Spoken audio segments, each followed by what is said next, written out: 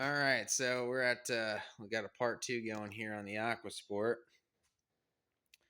and I've basically pretty much almost cleaned up everything.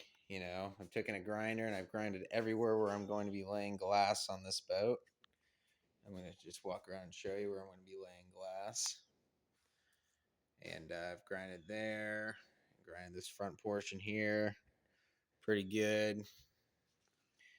And I've done some repairs here on the back deck. It was cracking all along here, so I filled in the area with some chop glass and I laid over it, some very fine glass that will lay up, and round corners really good. Same thing right here, wherever it was cracking, I fixed it. And we're actually going to be, this center hole is actually going to be plugged, so we're not going to be using this drain hole anymore for our deck drain. So we're just only going to have 2 wall scuppers there and there. And basically what I advise you guys to do when you're doing this kind of repairs, you got to get in here and try and clean everything the best you can, which I've already done. And the next thing is that we're going to have to get the Cusa board and test fit it. This transom is going to call for 1/2 inch sheet and 1/3 inch sheet. And I'm going to show you how I'm going to install it. We might have to actually cut the Cusa board into pieces to get it to fit properly. We'll find out when we go to put it in here. I'd also like to note I'm getting rid of this rod holder and that rod holder up there. Do the same on the other side. Kind of has the same ordeal. This is staying and that's staying. And when I come across here and extend the top cap across the back like this, we're going to have a rod holder here and a rod holder here. And might end up actually be removing the top cap. It's held on by through bolts.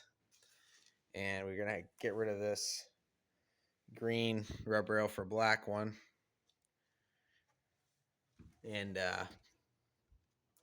some areas of this are, soft. I mean, the wood, some of the wood on this is 48 years old.